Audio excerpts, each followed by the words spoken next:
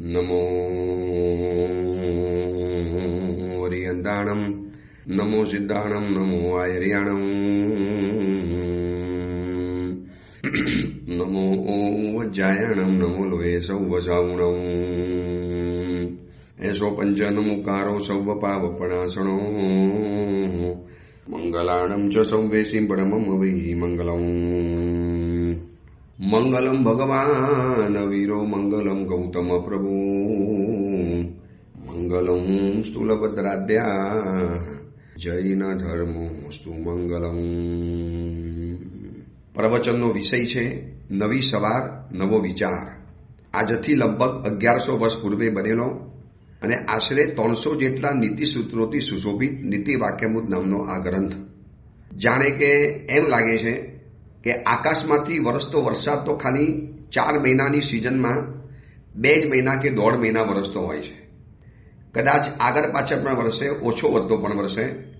પણ આવા મહાપુરુષોએ જે ગ્રંથો બનાવ્યા છે એના વિચારોનો વરસાદ આપણી ઉપર સતત, અવિરત, અખંડ રીતે, રૂક્યા વગર, થંભ્યા વગર, બસ એકદમ અવિરત આ વરસાદ આપણી ઉપર વરસતો જ જાય છે.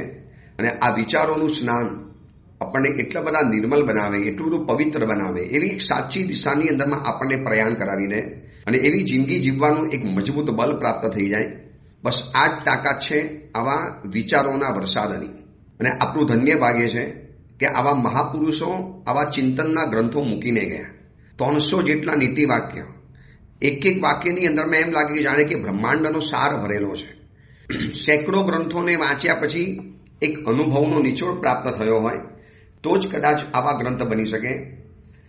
આપણે ગઈકાલે 100મા નંબરના સૂત્ર ઉપર વિવેચના કરતા હતા. આજે એ સૂત્રને થોડુંક આગળ જોવું છે, વધારવું છે, કારણ કે બહુ જરૂરી સૂત્ર છે. ઘરની અંદરમાં આ સમસ્યા છે. મોટા ભાગના ઘરોની અંદરમાં વડીલો નારાજ છે, વડીલો પરેશાન છે, માતા પિતા અંદરથી થોડાક ડિસ્ટર્બ છે, નારાજ છે. એનો મતલબ એ નથી કહેતો કે ખાલી છોકરાઓનો જ વાંક છે. હું બહુ ગંભીરતા સાથે કહેવા માટે માંગુ છું કે કદાચ દીકરાઓનો પણ વાંક છે તો માતા પિતાઓનો પણ વાંક છે. જૂના સમયની અંદરમાં એક નાટક આવતું હતું, એનું નામ હતું વડીલોના વાંકે. વડીલોનો વાંક છે, હું ના નથી પાડતો. વડીલો કંઈ દેવ નથી, ભગવાન નથી થઈ ગયા. એ છદ્મસ્ત જીવો છે. એમની પાસે પણ પક્ષપાત હશે, એ પણ છોકરાઓમાં પાર્શિયાલિટી કરતા હશે, એ પણ પુત્ર વધુઓ ઉપર ભેદભાવ કરતા હશે, એ પણ કદાચ પોતાની દીકરી ઉપર અને પુત્ર વધુ ઉપર ભેદભાવ કરે છે. લગ્ન કરીને ગયેલી નણંદ એને વધારે ગમતી હોય અને કોકના ઘરની દીકરી આ ઘરની અંદરમાં તમારી પુત્ર વધુ બનીને આવી છે, છતાં પણ એને એટલો બધો દિલનો પ્રેમ નથી આપી શકતા. અને દૂર ગયેલી નણંદ પણ આ ઘરની અંદરમાં રાજ કરે છે અને માં એને વધારે સાચવે, માં એને વારંવાર યાદ કરે. આવું ઘણા ઘરોની ફરિયાદ મેં જોઈ છે, સાંભળી છે અને જાણી છે અને નજરો નજર નિહારી છે. એટલે એનો મતલબ એ નથી કહેતો કે વડીલોનો વાંક જ નથી, પણ આપણો આ સૂત્રનો મતલબ એ છે, આ ગ્રંથકાર આપણને એ સમજાવે છે કે ભાઈ એવા વિચિત્ર સ્વભાવના માતા પિતા હોય, આવા પાર્શિયાલિટી કરનારા, આવા ભેદભાવ કરનારા, મોટા દીકરાને વધારે સાચવે, નાનાની સામે ન જોવે, અથવા તો નાનાનું વધારે ખેંચે, મોટાની સામે પણ ન જોવે. મેં એવા પણ દીકરાઓની ફરિયાદો સાંભળી છે કે નાનો દીકરો ઘરની અંદરમાં માતા પિતાને પ્રેમથી રાખે છે એટલે કે સાહેબ એવું કંઈ રાખતો નથી, માતા પિતા મને રાખે છે, હું એવા ભાવથી માતા પિતાની સાથે રહું છું. ઉપકારી માતા પિતાને હું રાખનારો કોણ? અને એ છોકરાની પુત્ર વધુ પણ પોતાના માતા પિતાની જેમ એની સેવા કરે છે. પોતાના માતા પિતા નથી, એ તો એના પતિના માતા પિતા છે, પણ એને પણ સ્વ માતા પિતાની જેમ સેવા ચાકરી કરે છે. નાનો દીકરો એમની બીમારીના ખર્ચા, એમના ઓપરેશનના ખર્ચા બધું જ નાનો દીકરો સ્વેચ્છાએ, ઈચ્છાપૂર્વક અને કહે છે કે આ કંઈ ઉપકાર નથી કરતો હું માતા પિતા ઉપર, ધીસ ઇઝ માય ડ્યુટી, આ મારી જવાબદારી છે, આ મારી એક સેવા કરવાની ફરજ છે અને હું ફરજને અદા કરું છું. આટલું બધું નાનો દીકરો કરતો હોવા છતાં પણ માતા પિતાની પાર્શિયાલિટી તો મોટા છોકરા સાથે જોડાયેલી છે. જે મોટો છોકરો સામે જોતો પણ નથી, બોલાવતો પણ નથી, વારે તહેવારે આવતો પણ નથી, માતા પિતાના ખર્ચાની અંદરમાં કશો જ હાથ નથી બટાવતો અને આ દીકરો સેવા કરી કરીને ઊંચો વળી જાય. કદાચ આર્થિક એટલી તકલીફો છતાં પણ માતા પિતાને અહેસાસ નથી થવા દેતો, છતાં પણ એ દીકરો કદાચ સામે જવાબ આપી દે, હું આટલી સેવા કરું, તમને પડી નથી, તમે મોટા ભાઈનું ખેંચ્યા કરો છો, જાઓ એના ઘરની અંદરમાં, જાઓ એટલે ખબર પડે તમને કેમ સાચવે છે. કદાચ મોટો ભાઈ સારો હોય, પરંતુ મોટા ભાઈની પુત્ર બધું સામે જોવા તૈયાર ન થાય, માતા પિતાને વારે ઘડે અપમાન કરીને કાઢી મૂકે, છેવટે નાના દીકરાના ઘરની અંદર જવું પડે છે. આ કોઈ કપોલ કલ્પના નથી કરતો. આવી સત્ય ઘટનાઓ એકથી અનેક વખત જોઈ છે, સાંભળી પણ છે, કોઈએ આવીને બતાવી પણ છે, અને કોઈ બુઝુર્ગોએ આવીને એની આપવીતી અમારી સમક્ષ રજૂ પણ કરી છે. એટલે આવા વિચિત્ર સ્વભાવવાળા માતા પિતાઓ હોય છે, ના નથી પાડતો, છતાં પણ એની સામે પડવું એ પ્રશંસનીય નથી.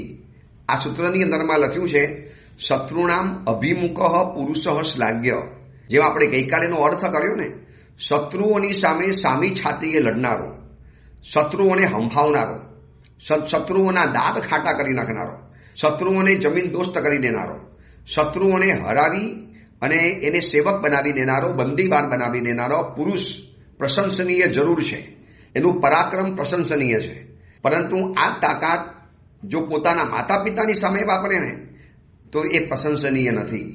માતા પિતાની સામે તો નમ્ર જ રહેવાનું, ઝૂકેલા જ રહેવાનું, નીચા સ્વરે જ વાત કરવાની, આંખ ઊંચી કરીને વાત નહીં કરવાની, આંખ ફાડીને જોવાનું પણ નહીં, અસભ્ય શબ્દો તો બોલવાની કોઈ વાત જ નથી. અને આવું કરતો હોય તો એ કંઈ દીકરો પરાક્રમ નથી કરતો, એ દીકરાનું પરાક્રમ કોઈ પ્રશંસનીય પણ નથી. એ દીકરાની આવી કદાચ હિંમત, આવી તાકાત એ બિલકુલ પ્રશંસનીય નથી. બસ આ ગ્રંથકાર આપણને એ જ સમજાવે છે. શ્રીમંતાઈ એ જેમ સર્વ સુખોનું કારણ છે. માણસની પાસે શ્રીમંતાઈ હોય ને એટલે એની પાસે સર્વ સુખો આવી જવાના, બધા સુખો એ લાવી શકે. ટીવીનું, મોબાઈલનું, ફ્રીજનું, સાધનોનું, જાત જાતની વસ્તુઓનું, આ બધું સુખ શ્રીમંતાઈની સાથે જોડાયેલું છે. તો શ્રીમંતાઈ જેમ સર્વ સુખોનું કારણ છે, એમ દરિદ્રતા એ સર્વ કષ્ટોની જનની છે. એની સામે ઓપોઝિટ, જે વ્યક્તિ દરિદ્ર છે ને એને જીવનમાં સર્વ પ્રકારના કષ્ટો આવવાના. ગરમી સહન કરવી પડે, એસી નથી, પાણી ગરમ પીવું પડે, ફ્રીજ નથી, શિયાળાની અંદરમાં ઠંડી સહન કરવી પડે એવા મજબૂત ઘર નથી. એટલે શ્રીમંતાઈ જેમ સર્વ સુખોનું કારણ છે, એમ દરિદ્રતા સર્વ કષ્ટોનું કારણ છે. એવી જ રીતે વિનય એ સર્વ ગુણોનું કારણ છે, અને એની સામે ઉદ્ધતાઈ એ સર્વ દોષોની જનની છે. જેમ વિનય એ સર્વ ગુણોનું કારણ બને છે, સર્વ પ્રકારના ગુણો જેમ વિનય દ્વારા મળે છે, એમ એની સામે ઉદ્ધતાઈ બતાવી. આ માતા પિતાની સામે બોલવું છે ને એ ઉદ્ધતાઈ કહેવાય.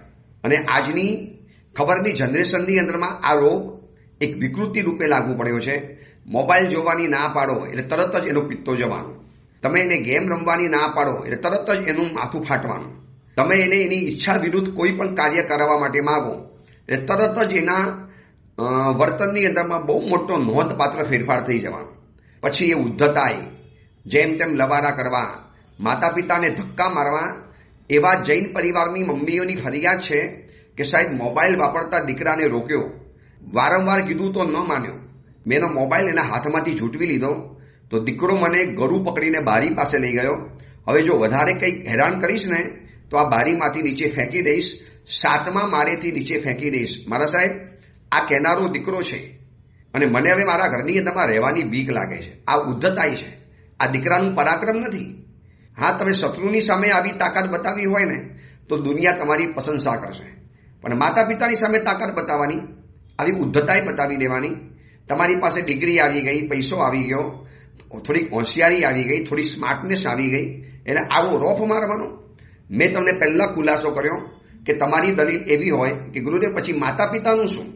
એ પાર્સાલિટી કરે, એમનો સ્વભાવ બેકારો હોય, એ કચકચ કરે, વગર કારણે મારા ઘરમાં મારી પત્નીને પરેશાન કરે, એ બસ એક ગ્રંથિવાળું મન થઈ ગયું છે. એમને ગમતી છોકરી હું ન લાવ્યો અને મારી મનગમતી છોકરી સાથે મેં લગ્ન કર્યા. હવે એ પુત્રવધૂને વરીને ઘરમાં આવી છે ને એટલા જ માટે હેરાન કરે છે કે એ દીકરી ગમતી નથી માટે. બાકી સાહેબ એના વર્તનમાં કશો ફેરફાર નથી, આવું પતિ મને કહેવા માટે આવ્યા છે. ત્યારે એવા સમયમાં મેં એક જ કીધું કે એનો બીજો રસ્તો હોઈ શકે, પણ એની સામે દાદાગીરી કરવી, પિતાજીને ઘરમાંથી કાઢી મૂકવાની ધમકી આપવી, નો, એ તો શોભાસ્પદ બિલકુલ નથી. અને આ થતું હોય તો આ ગ્રંથકારનું આ નીતિસૂત્ર આપણને એમ કહે છે કે પ્રશંસનીય તો નથી જ, એની કોઈએ પ્રશંસા ન કરી શકાય.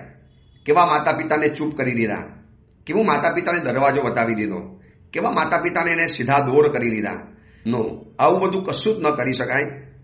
બસ એટલે આટલી વાત સમજવા જેવી છે કે માતા પિતાની સામે ન પડાય ને એ માટેના 5 સૂત્રો આપણે જાણવા જેવા છે. બહુ જાણવા જેવી વાત છે. જાણીને કદાચ મન પરિવર્તન થઈ જાય, બહુ આનંદ આવી જાય. પહેલા નંબરમાં વાત એ છે, જેણે આપણને બર્થ આપ્યો એટલે કે જન્મ આપ્યો એને ક્યારે બર્ડન બોજ ન આપી શકાય. જેને બર્થ આપ્યો છે એને બર્ડન ક્યારે અપાય નહીં. બર્ડન એટલે બોજો, ભાર, તણાવ. જેને આપણને જન્મ આપ્યો એના માટે આપણે બોજા બની જવાનું, તણાવ બની જવાનું, ભારનું કારણ બની જવાનું. માતા પિતાને આપણો જાણે કે ભાર લાગે, તણાવ લાગે, આપણા કારણે માતા પિતાને બર્ડન જેવું લાગે, આપણા કારણે માતા પિતાને જાણે કે માથા ઉપર પોટલું મૂક્યું હોય એટલો બધો ભાર લાગે. સતત આપણાથી ડર્યા કરે, હમણાં બોલશે, હમણાં ધમકાવશે, હમણાં ઉદ્ધતાઈ બતાવશે, હમણાં કાઢી મૂકવાની વાતો કરશે, હમણાં જેમ તેમ લવારા કરશે. અરે પુત્રવધુ અને દીકરો ભેગો થઈ અને માતા પિતાની સામે જે ધમકીઓ આપે, લાચાર માતા પિતા બિલકુલ બેચારા સાંભળ્યા કરે, જોયા કરે છે. વિચિત્ર સ્વભાવ નથી ધરાવતા, પણ ખબર નહીં, બસ પુત્રવધુને માતા પિતા ગમતા જ નથી. જેમ આગળ કીધું ને, ક્યારેક ક્યારેક પુત્રવધુ માતા પિતાને નથી ગમતી, એવી રીતે ઘણી વાર કેટલી પુત્રવધુઓને માતા પિતા જ નથી ગમતા, ઘરમાં સાસુ સસરા નથી ગમતા. બસ આપણું પોતાનું સેપરેટ ઘર જોઈએ, આપણું પોતાનું એકલાનું ઘર જોઈએ. હવે તમારો દીકરો મોટો થયા પછી તમારી સાથે જો આવો બદલો લેશે તો એ વખતે યાદ આવશે કે આપણે જેને બર્થ આપ્યો એને કેટલું બધું બર્ડન આપ્યું. જેને આપણને જન્મ આપ્યો છે એને ક્યારે બોજો ન અપાય, એની ઉપર ક્યારે ભારરૂપ ન બની જવાય. બીજા નંબરની વાત છે, જેને આપણને લવ કર્યો એટલે કે પ્રેમ આપ્યો એને ક્યારે લોનલી એટલે કે એકલવાયુપણું ફીલ ક્યારે આપણે ન કરાવી શકાય. જેને આપણને લવ કર્યો એને લોનલી ફીલ ક્યારે નહીં કરાવતા. પૂજ્યપાલ રત્નસુંદર સુરીશ્વરજી મારા સાહેબના પુસ્તકની અંદરમાં આ વાત બહુ સરસ મજાની લખેલી હતી. મને એટલી બધી ગમી ગઈ કે હું તમારી સમક્ષ રજૂ કરું છું કે જેને બર્થ આપ્યો છે એને ક્યારે બર્ડન ન કરી શકાય. જેને આપણી ઉપર જન્મ આપીને મોટો ઉપકાર કર્યો આપણે એના બોજા બની જવાય. અને બીજા નંબરની અંદરમાં જેને આપણને નિતાંત પ્રેમ કર્યો છે, નાના હતા ત્યારે થોડા ફોટા જોઈ લેજો, કેવો પ્રેમ કર્યો છે માતા પિતાએ, ઉચકી ઉચકીને ફર્યા છે. આપણે કપડાં બગાડ્યા તો પણ માતા પિતાએ મોં નથી બગાડ્યું. આપણે માતા પિતાની નિંદ ખરાબ કરી છતાં પણ માતા પિતાએ મોઢું નથી બગાડ્યું. આપણે માતા પિતાનું સુખ હરામ કર્યું છતાં પણ માતા પિતાએ મોઢું નથી બગાડ્યું. અને આજે એ જ લવ કરનારા માતા પિતાને આપણે એકલવાયુ ફીલ કરાવવાનું, લોનલીનેસ ફીલ કરાવવાની. માતા પિતાને એમ લાગે મારું કોઈ નથી, હું એકલો છું. અનાથ આશ્રમમાંથી હમણાં જાણવા માટે મળ્યું, એ વાયા ભાઈએ કીધું કે અનાથ આશ્રમની અંદરમાં એક પિતાજી ગુજરી ગયા. એટલે એમને પહેલો ફોન કર્યો દીકરાને કે બેટા તમારા પિતાજી ગુજરી ગયા છે, તમે આવો છો, અમે બધી તૈયારી કરી રાખી છે, બસ તમારી રાહ જોઈએ છીએ. દીકરો કહે છે કે મારી પાસે સમય નથી, તમે જે કરવું હોય તો એ બતાવી દેજો, મને સમય નથી, હું નહીં આવી શકું. સંચાલકે કીધું ભાઈ તમારા પિતાજી છે, અગ્નિદાહ તમારે જ આપવાનો હોય, તમે પુત્ર છો. દીકરાએ તો ઘસીને ના પાડી દીધી. એટલે પછી ફોન કર્યો દીકરીને. હવે ઘણી વખત તો એવું થાય છે કે દીકરા કદાચ આવા ઉદ્ધત બને પણ દીકરી તો ક્યારેય પણ ન બને. પણ ખબર નહીં શું હશે, દીકરીએ પણ ઘસીને ના પાડી દીધી, મને પણ સમય નથી. દીકરીએ પહેલા તો એમ કીધું કે મારા ભાઈને ફોન કરો ને, મને કેમ ફોન કરો છો? બેન એમને તો ફોન કર્યો પણ એ તો ના પાડે છે કે મને આવવાનો સમય નથી. તો કે મારી પાસે પણ સમય નથી, તમારે એમની અંતિમ વિધિ જે કરવી હોય કરી લો, અમારી બધી સંમતિ છે. અને આશ્રમના સંચાલકો, અનાથ આશ્રમના સંચાલકો, એ વયોવૃદ્ધ વૃદ્ધાશ્રમના સંચાલકો, એ જ માતા પિતા એટલે એ જે ગુજરી ગયેલા પિતાજીને જેનો દીકરો દીકરી આ ધરતી ઉપર હયાત છે, મળતી વખતે તો કોઈ પણ દુશ્મન દીકરો હોય ને તો પણ એક વખત તો આવી જાય અને ઘસીને ના પાડી દીધી. વિચારી લેજો શું એ લોકોની મેન્ટાલિટી હશે કે જેને આપણને લવ કર્યો છે એને ક્યારે લોનલી ફીલ ન કરાવી શકાય. એને એકલવાયાપણાની લાગણી જો મારા કારણે થતી હોય ને તો મારી બુદ્ધિ, સ્માર્ટનેસ, હોશિયારી આ બધામાં છે ને ધિક્કાર છે. મને કોઈ બોલવાનો અધિકાર નથી, જીવવાનો અધિકાર નથી. હું કયા મોડે દુનિયાને સારી સારી વાતો કહી શકું જો મારા માતા પિતાને એકલવાયાપણ લાગણી કરાવું? એટલે ઘરમાં માતા પિતા હોય તો ખાલી 5 મિનિટ બેસવા માટે જાઓ, ખાલી મળો કે મજામાં છો, કોઈ તકલીફ નથી ને, એમને વાતચીત કરવી છે. આ ઉંમરે એમને છે ને સમય પાસ કરવો છે. અને આને ખરું કેવું છે, જે ઉંમરે એમને સમય પાસ કરવો છે એ જ ઉંમરે એમની પાસે સમય પાસ કરનારું કોઈ મળતું નથી. માતા પિતા કે બેટા બેસો ને ઘડીક વાર થોડીક વાતો કરીએ, અરે કેટલી બધી મીટિંગ છે, કેટલું કામ છે, બોલો ને શું કામ છે તમારે, જલ્દી બોલી લો, ફટાફટ કહી લો. ભાઈ તમે લાંબુ નહીં કરતા, જે હોય જલ્દી કહેવા માંડો. આ ઉંમરે એવું હોય છે કે સૌથી વધુ વાતો કરવી હોય, કારણ કે છેલ્લા દિવસો છે, જિંદગીના દિવસો ટૂંકા થતા જાય છે અને લાગણીનો ઉભરો વધારે આવતો જાય. હવે એ લાગણીની અંદરમાં જરા સહેજ લંબાઈને વાતો કરે. કદાચ કોકનો નેચર પણ એવો હોય માતા પિતાનો કે લાંબી વાતો કરતા જ હોય. અમારી પાસે એવા ઘણા વૃદ્ધો ભાઈઓ આવે વ્યાખ્યાન પછી, પતિક્રમણ પછી, અને એટલી બધી લાંબી વાતો કરે. ત્યારે એવું સાંભળી લઈએ, ભાઈ એમને ઘરની અંદરમાં કોઈ સાંભળનારું નહીં મળતું હોય તો આપણી પાસે આવીને કહે છે ને કાંઈ વાંધો નહીં. એમને આપણે લોનલીનેસ ફીલ નથી કરાવવું, એમને એકલવાયાપણાની લાગણીનો અનુભવ નથી કરાવવા દેવું. એટલે જેને આપણને પ્રેમ કર્યો એને ક્યારે એકલવાયાપણું લાગવા નહીં દેતા. પ્લીઝ માતા પિતાની સામે ટાઈમ સ્પેન્ડ કરો, એમની પાસે બેસો. એમ કહી શકો તમે કે પપ્પા જરા ઉતાવળ છે, પ્લીઝ બસ પછી આપણે શાંતિથી બેસીશું. એમ ના કહેવાય. તમને આ લાંબુ કરવાની બહુ ટેવું, ટૂંકમાં જલ્દી પતાવતા નથી. બોલો ને જે બોલવું હોય, મારે કેટલું બધું કામ છે. મમ્મી પપ્પા કે બેટા બેસતો સહી, અરે બોલો ને, ટાઈમ નથી, બોલો શું કામ છે, જલ્દી બોલો. આમ ચપટી વગાડતો જાય અને માતા પિતાને કહેતા જાય. શું એમાં મજા આવે માતા પિતાને વાતો સાંભળવાની અને તમને કહેવાની. અને આ જોયા પછી પોતરાઓ પણ ઘરમાં આવું જ કરવાના. એટલે આ સૂત્ર બહુ ગંભીર છે, બહુ ઊંડો અર્થ લઈને બેઠેલું છે. એટલું બધું સંવેદનશીલ આ સૂત્ર છે કે શત્રુઓની સામે પડેલો વ્યક્તિ પ્રશંસનીય છે. ન પુનર્ગુરુનામ. ગુરુ એટલે માતા પિતા પણ આવે, મારા માટે મારા ગુરુ પણ આવે. સંસારીપણાની અંદરમાં હોઉં તો મારા માતા પિતા પણ આવે.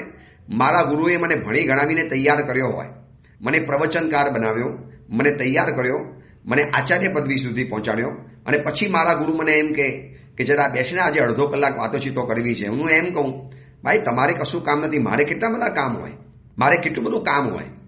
તમે આટલી બધી ઉતાવળ, એટલે તમે જલ્દી કરો જે હોય, મારી પાસે સમય નથી, મારે ઘણા કામ લઈને બેઠેલો છું. તો એવા સમયની અંદરમાં આ મારી ઉદ્ધતાઈ એ પ્રશંસનીય નથી. તમે દુનિયાને બોલતા બંધ કરો ને એ વાત ચાલી જાય, પણ માતા પિતાને તો બોલતા ન કરાય, એને બોલતા બંધ ન કરી શકાય. એટલે બીજા નંબરની અંદરમાં જેને આપણને લવ કર્યો છે એને લોનલી, એકલવાયાપણું ફીલ નહીં કરાવતા. માતા પિતાને એમ લાગે કે નહીં મારો દીકરો મારી સાથે છે, પપ્પા આવું સાથે હોસ્પિટલ જવું છે તો પપ્પા ઉલટા ના કે મમ્મી કે બેટા જાઓ ને તમારા ઓફિસમાં કામ છે. અરે મમ્મી એ તો રોજનું રહ્યા કરવાનું, તમારે ક્યાં જવાનું, હોસ્પિટલમાં રોજ જવાનું છે. અને તમને કહું, માતા પિતા જે ઉલ્લાસથી તમને આંગળી પકડીને નાની ઉંમરમાં દેરાસરમાં લઈ ગયા હતા, એ જ ઉલ્લાસથી તમે અગર હાથ પકડી આજે વયોવૃદ્ધ અશક્ત માતા પિતાનો હાથ પકડીને જો તમે એને દેરાસરમાં લઈ જાઓ ને, એટલે માતા પિતાને લાગે કે હાશ, આપણે નાની ઉંમરમાં દીકરા ઉપર કરેલું લાગણીનું રોકાણ, ઇન્વેસ્ટમેન્ટ આજે મને ડબલ થઈને પાછું મળ્યું છે. મેં જેટલું ઇન્વેસ્ટ કર્યું એટલું મને આઉટપુટ ડબલ થઈને પ્રાપ્ત થયું છે. આવો એક સંતોષ માતા પિતાના ચહેરા ઉપર આવે ને, તમને જે આનંદ થશે, તમને જે મજા આવશે. હું તમને મારા જીવનનો મજાનો પ્રસંગ બતાવું. મારા પિતાજી ગુરુદેવ હતા પન્યાસ કૈવલ્ય બોધિ વિજય મહારાજ. કાળ ધર્મ પામવાના 2 મહિના પહેલાની વાત. અમે લોકો ચાતુર્માસ હતું મુંબઈ, ત્યાંથી મુંબઈની અંદરમાં એક એરિયા છે ગુંદેચા ગાર્ડન, ત્યાં રહેનારા એક લલિતભાઈ છે, શિરોયા ચૌહાણ પરિવારના લલિતભાઈ. એમના તરફથી સાંડે રાવથી નાકોડાનો સંઘ હતો. અમે સંઘની અંદરમાં ગયા. ત્યાંથી પછી આખા રાજસ્થાનની યાત્રા કરતા વર્ષો પછી આબુ ઉપર ગયા. પછી પિતાજી મને ઈચ્છા થઈ કે આપણે અચલગઢ પણ જવું છે. હવે મારા પિતાજી મારે ચાલી ન શકે, એમને ઓક્સિજન લેવો પડતો હતો. છેલ્લા 2 વર્ષ ઓક્સિજન લેવો પડે, ક્યારેક 12 કલાક, ક્યારેક 24 કલાક. હવે આબુથી અચલગઢ જવું હોય એટલે નકરો ઢાર ચડીને જવાનું. હવે એ વખતે પેઢીમાં વાત કરી કે સાહેબ બધા માણસો તો આટલા બધા ન મળી શકે, ક્યાંથી મેં માણસો આટલા શોધીએ. પછી મેં નક્કી કર્યું મારા શિષ્યોએ કે આપણે જેને ધક્કો મારીને ચડાવશું. અમારી સાથે સેવકભાઈ તરીકે રાજુભાઈ હતા અને અમે બીજા બધા 2 શિષ્યોએ ભેગા થઈ અને મેં પોતે પણ ધક્કો મારીને અચલગઢ સુધી તો વ્હીલચેર પહોંચાડી દીધી. દમ ખૂબ ચડ્યો, પણ એક આનંદ થયો કે ચલો પિતાજીની આટલી સેવા કરવાનો મોકો તો મળ્યો. હવે અચલગઢ તમે ગયા હશો તો ખબર હશે કે બહાર મેઇન ગેટ ઉપરથી પછી પગથિયા શરૂ થાય છે છેક ઉપરના દેરાસર સુધીમાં. વ્હીલચેર જવાનો તો કોઈ સવાલ જ નથી આવતો, 4 વ્હીલર પણ નથી જઈ શકતી. હવે ત્યાંથી પિતાજીને કદાચ 10 કદમ 15 કદમ ચાલે તો હાફ ચડી જતો હતો. હવે 128 પગથિયા હતા દેરાસર સુધી પહોંચવામાં. પિતાજીમાં જ મૂંઝાય. હું સાહેબ કોઈ ચિંતા નહીં કરો. એક તરફ મારા શિષ્ય ઉભા રહી ગયા તીર્થબોધી વિજય, એક તરફ હું ઊભો રહી ગયો. અમે બંને જણાએ એકબીજાના હાથ મિલાવી દીધા અને બંને હાથની અંદરમાં મારા 2 હાથ એમના 2 હાથ એક પાલખી જેવું થઈ ગયું. એમાં પિતાજી માને બેસાડી દીધા અને 129 પગથિયા છેક સુધી ચડાવી દીધા. બરોબર દેરાસરના ગભારા સુધી મૂક્યા. તમને ખબર છે જ્યારે મેં મૂક્યા ને ત્યારે પિતાજી મારા સાહેબ એટલા ગરગરા થઈ ગયા. મારા માથા ઉપર હાથ મૂકીને કહે છે, મને આવા ભગવાનના સરસ દર્શન કરાવ્યા ને, મારા ખૂબ આશીર્વાદ છે, બસ ખૂબ આગળ વધજે, ખૂબ આશીર્વાદ છે. બસ તે આજે મને પ્રભુના દર્શન કરાવી દીધા. બહુ આનંદ થયો. હું તમને કહું એ શબ્દોનું રેકોર્ડિંગ મારી પાસે નથી. અગર એ રેકોર્ડિંગ કદાચ તમે સાંભળો ને, જે દિલના ઊંડાણમાંથી આશીર્વાદ, જાણે કે 7મા પાતાળમાંથી એમની ગુફામાંથી જે અવાજ આવતો હતો ને, એમની જે આનંદ, એમને જે પ્રભુના દર્શન કરવાની જે પ્રીતિ હતી, જે એમની ઉત્કંઠા હતી. અને 129 પગથિયા તો ચડવાના ઇમ્પોસિબલ હતા, બિલકુલ ઇમ્પોસિબલ. જેમને 10 કદમ ચાલતા પણ શ્વાસ ચડી જાય એ ઉપર ચડવાની તો કઈ વાત જ નથી. મેં કીધું આપણે 2 દિવસ અહીંયા રહીશું, આપને જેટલી વખત દર્શન કરવા હશે એટલી વાર હું કરાવીશ. આવી તો લાભ મને ક્યાંથી મળે? આપ ઉપકારી માતા પિતા છો. ત્યારે મારા માતા પિતા, મારા પિતાજીને એમ લાગ્યું કે હું એકલો નથી, ખરેખર તું ઘડપણમાં મારી સાથે છે ને, ખરેખર આનંદ થાય છે. આ બોલતા બોલતા પણ મને એમનો જે ચહેરાના હાવભાવ મને યાદ આવે છે. એ અચલગઢનું દેરાસર, એ તામ્રવર્ણના પરમાત્મા, નીચે ખુલ્લી ખીણ અને ઉપર મોટા શિખર ઉપર રહેલું આ જિનાલય. અને ત્યાં મારા પિતા ગુરુદેવે જે શબ્દ બોલેલા હતા ને, બસ એમ લાગ્યું કે જાણે શબ્દના મહિમાએ પ્રભાવે જ હું જીવનમાં આગળ ને આગળ વધતો જાઉં છું. હવે મેં એ વખતે એમ કીધું હોત ને કે હવે 129 પગથિયા છે, એમ કે જવાતું હશે કે નીચે દર્શન કરું. નીચે ઓલરેડી દેરાસર તો હતું, હું કહી શકતો હતો નીચે દર્શન કરી લો ને, ભગવાન તો બધે સરખા જ છે ને, ઉપર કરો કે નીચે કરો શું ફરક પડે છે, બધા ભગવાન સરખા જ છે. આટલું ઉપર તમને કોણ ચડાવે? ખબર છે કેટલો ભાર લાગે? એ દિવસે હાફ બહુ ચડ્યો, છાતી ધમણની જેમ ફૂલતી હતી. ભલે થયું, પણ એક આનંદ છે. બસ એમને સંતોષ થયો કે મારી સાથે કોક છે, હું એકલો નથી, મારી સાથે કોક ઊભું છે. એટલે આ પ્રસંગ આજે યાદ કરું છું ને, મેં એવું નથી કે મેં એમને અભિનય કે આશાતા નથી કરી, પણ આ એક સેવા કરવાનો જે પ્રસંગ મળ્યો, આજે સંતોષ થાય છે. ચલો એમને આટલી તો સેવા કરી બતાવી, એમને એકલવાયું તો ફીલ નથી કરાવી. ભલે કદાચ બીજી સેવા કદાચ વધારે નહીં કરી શક્યો હોઉં, પણ એમને એમ નથી લાગ્યું કે હું એકલો છું, મારું કોઈ નથી, આ ઘડપણમાં મારું કોણ. પછી આ તો પદ્મબોધી તો આટલા બધા કામમાં પડી ગયો તો મારી સાથે એને સમય પણ નથી મળતો, મારા દીકરાને મારા માટે સમય નથી. આવું ફિલિંગ માતા પિતાને જો થતું હોય તો આપણી કોઈ પણ શક્તિ પ્રશંસનીય નથી. આ પ્રવચન ખાસ તમારા સગા સંબંધીઓને મોકલજો, મિત્રોને મોકલજો, જેના ઘરમાં આવા કોઈ ઘરડા માતા પિતા હોય, સ્વભાવ વિચિત્ર બની ગયો હોય, સાવ શરીરથી અશક્ત બની ગયા હોય, કદાચ ગંદકી કરવાની ટેવ હોય, કદાચ જ્યાં ત્યાં થૂકતા હોય. બધું સમજું છું, એમના વસ્તુનું પણ ઠેકાણું ન રહેતું હોય, પણ આખરે આપણા માતા પિતા છે. એમની સામે શક્તિ બતાવી, એમની સામે શક્તિ પ્રદર્શન કરવું કે એમની સામે બોલવું એ આપણો જઘન્ય કક્ષાનો અપરાધ ગણી શકાય. ત્રીજા નંબરમાં, જેની સાથે રિલેશન છે એની સાથે ક્યારેય રિવેન્જ એટલે કે બદલો ન લેવો. જેની સાથે રિલેશન છે એટલે કે જેની સાથે આપણો સંબંધ જોડાયેલો છે, આપણા એ માતા પિતા છે, આપણા એ ગુરુ છે. માનું આ વાત ગુરુને પણ લાગુ પડે છે. સાધુ જીવનમાં મેં મારા ગુરુ જેમને બનાવ્યા, મારું રિલેશન જોડાયું. હવે એમની સાથે મારે બદલો લેવાનો હોય, મને બહુ વિતાડ્યો હતો ને, હવે એમને પણ બતાવી દઈશ. મુझे बहुत परेशान करा था ને, मैं भी दिखा दूंगा. આને તો એક દિન આને દો, અને માનો એ દિવસ આવ્યો. હવે એ મારા ગુરુ બિલકુલ અશક્ત બની ગયા છે. ત્યારે એવું કહી શકું, હવે ખબર પડી ને રોપ કેવો મારતા હતા, કેવા અમને ધમકાવતા હતા, કેવા અમારી ઉપર બલજબરી કરતા હતા. હવે ખબર પડી ને, લો કરો, સહન કરો, હું તમને હવે બતાવી દઈશ. અને એ વખતે એમની જે લાચારી, એમની બેબસી, નો આ શક્તિને બધી બારીને ખાક કરી નાખશે. ભલે એમનો વાંક હોય તો પણ એ માતા પિતા છે, એમનો વાંક ક્યારે આપણે જોવાનો નહીં. આપણે તો એક જ કામ, દીકરા તરીકે આપણી ફરજ છે કે જેની સાથે રિલેશન છે એની સાથે ક્યારેય રિવેન્જ બદલો લેવાનો નહીં. જેને આપણને બર્થ આપ્યો એને ક્યારેય બર્ડન નહીં આપવાનું. જેને આપણને લવ કર્યો એને લોનલી ફીલ ક્યારે પણ નહીં કરાવવાનું. જેની સાથે આપણું રિલેશન છે એની સાથે ક્યારેય રિવેન્જ બદલો નહીં લેવાનો. નંબર 4, આપણા માટે જેને સેક્રિફાઈસ કર્યું છે, જેમને આપણા માટે બલિદાન આપ્યું, સહન કર્યું, જેમને આપણા માટે ઘણું વેઠ્યું છે, ખૂબ બધું સહન કર્યું છે, એમને જીવનમાં સેકન્ડ પ્રાયોરિટી ક્યારે પણ નહીં આપવાની. જેમને આપણા માટે સેક્રિફાઈસ કર્યું એમને ક્યારે સેકન્ડ પ્રાયોરિટી નહીં આપવાની. પ્રાથમિકતા માતા પિતા જ રહેવી જોઈએ.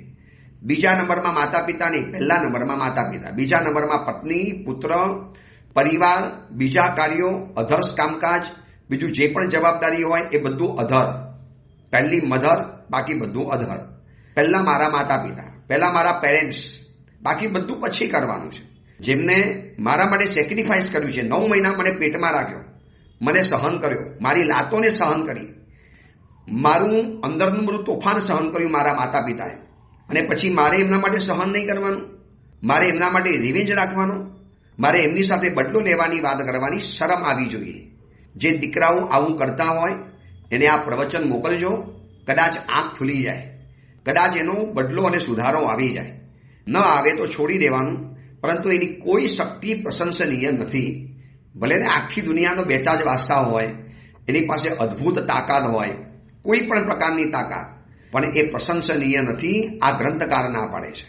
એટલે આપણા માટે જેને સેક્રિફાઈસ કર્યું, બલિદાન આપ્યું છે, એને જીવનમાં ક્યારેય સેકન્ડ પ્રાયોરિટી એટલે કે ઓછું મહત્વ નહીં આપવાનું. અને નંબર 5, જેણે તમને સપોર્ટ કર્યો એને ક્યારે શોક નહીં આપતા. ઝટકો, શોક એટલે ઝટકો, વીજળીનો આંચકો લાગે ને, જેમ શોક લાગે ને માણસ કેવો ચમકી ઉઠે. તો જેને આપણને જીવનમાં સપોર્ટ કર્યો, જેમને આપણને જીવનની અંદરમાં આગળ વધારવા માટે બધી રીતે જેમને આપણી પાસે સહાય કરી, તો એ વ્યક્તિને શોક લાગે, એક આંચકો લાગે ને ઝટકો લાગે એવું કામ જીવનની અંદરમાં ક્યારેય પણ ન કરી શકાય. એટલે માતા પિતાને ક્યારેક ઝટકો લાગે ને કે આ દીકરો આવું કરી શકે, દીકરો મારી સાથે આવી રીતે કરે, માન્યામાં પણ નથી આવતું. કોકને એમ વાત કરે રડતા યાર બીજા બધા કરે ને તો સમજીએ, પણ મારો દીકરો મને મને આવો શોખ આપી ગયો, મને બહુ આઘાત લાગ્યો મારા દીકરા તરફથી, તો આપણું બધું જ પુણ્ય રસાતાર ગયું. પછી ભલે તમે દેરાસર બનાવ્યું હોય, ઉદ્ધાન કરાવ્યા હોય કે કર્યા હોય, નમવાનું યાત્રાઓ કરી હોય કે કરાવી હોય, એકલા હાથે ચોમાસું કર્યું હોય કે કરાવ્યું હોય, ઘોર તપસ્યાઓ કરી હોય, ભલે બધું જ કર્યું હોય, કાંઈ પણ કર્યું હોય, પણ એવા સમયની અંદરમાં ફરજ બને છે કે એમને શોક એટલે કે એક ધક્કો લાગે, આઘાત લાગે એવું વર્તન તો ક્યારેય પણ ન કરી શકાય. બસ આ 2 દિવસ એટલા માટે પ્રવચન કર્યા કે આ વિષય બહુ ગંભીર છે, બહુ સેન્સિટિવ છે. ઘરની અંદરમાં કદાચ આ સમસ્યા છે, આજે પણ ચાલી રહેલી છે. તો એમાંથી મુક્ત થવાનો આ એક જ રસ્તો છે કે શત્રુઓની સામે પડેલો, શત્રુનામ અભિમુખ એવો પુરુષ પ્રશંસનીય બને છે, ન પુનર્ગુરુનામ. ગુરુની સામે પડેલો વ્યક્તિ તો ક્યારેય પ્રશંસનીય ન જ બની શકે. એ પ્રશંસનીય હોય જ નહીં. એની શક્તિની કોઈ કિંમત ન ગણી શકાય. બસ હવે નવપતજીની ઓરીના પ્રવચનો શરૂ થવાના. એકાદ દિવસ કદાચ આ પ્રવચન આવશે, હજી એક પ્રવચન કદાચ હજી આનું આવશે. નવો વિચાર, નવી સવાર, નવો વિચાર, નીતિ વાક્ય મંત્રનું. અને એ પછી મંગળવારે પ્રવચન રહેશે નવપતજીની ઓરીની પૂર્વ ભૂમિકાનું, આંબિલ તપના મહિમાનું. ચૈત્ર માસની ઓરી નજીકમાં આવી રહેલી છે. અત્યારથી મનમાં સંકલ્પ કરો કે આ વખતે તો આંબિલ ખાસ કરવા છે. ખાસ એટલા માટે કરવા છે, જો આખું વિશ્વ અત્યારે ભયંકર તોફાને ચડ્યું છે, આપણો દેશ બચી ગયો છે. તમને કદાચ એમ લાગતું હશે કે ગુરુદેવ નરેન્દ્ર મોદી સાહેબના ખાસ ફેન છે. હું મોદી સાહેબનો ફેન નથી, પણ એ માણસ, એ વ્યક્તિત્વ, એને આટલા વર્ષોની અંદરમાં જે સંબંધો ક્રિએટ કર્યા છે, તમને ખબર છે કેટલા દેશોની અંદરમાં બોમ્બ મારા ચાલી રહેલા છે. આપણો દેશ અત્યારે બચી ગયો છે હેમખેમ. કોઈને આપણા દેશ ઉપર દુશ્મનાવટ નથી. આ મોદી સાહેબે એવી મિત્રાચારી ઊભી કરી છે, એવું એને એક રાજકીય સંબંધો ઊભા કર્યા છે કે અત્યારે તો આપણે હેમખેમ ચાલી રહેલા છીએ. જો આ બાજુ અખાત દેશ ઇઝરાયલ, અમેરિકા, એની ઓફિસો જે દેશની અંદરમાં છે, તેહરાન, બહેરીન, દુબઈ, કુવૈત, આ બધાની તો હાલત એવી છે કે કુવૈતની પાસે 6 સદી ચાલી શકે એટલું તેલ છે, પણ એની પાસે 6 દિવસ ચાલે એટલા ભોજનના ભંડારો નથી. ત્યાં તેલ નીકળે છે પણ ભોજન તો બધું બહારથી આવતું હતું. અને હોર્મુઝ ખાડી અત્યારે બંધ છે.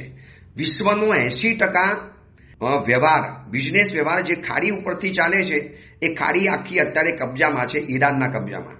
અને એવું બ્લેકમેલ કરીને બેઠેલા છે. હવે એક ખાડીને છોડાવવા માટે પણ વળી પાછા ભયંકર ઘમસાણ ચાલવાના. ગેસ અને તેલ એના ભાવ તો આસમાને પહોંચ્યા છે અને પહોંચવાના છે. તો આવા સમયની અંદરમાં આંબિલ એ સર્વશ્રેષ્ઠ રસ્તો છે સકલ વિશ્વની શાંતિ માટે, સકલ જીવોની શાંતિ માટે.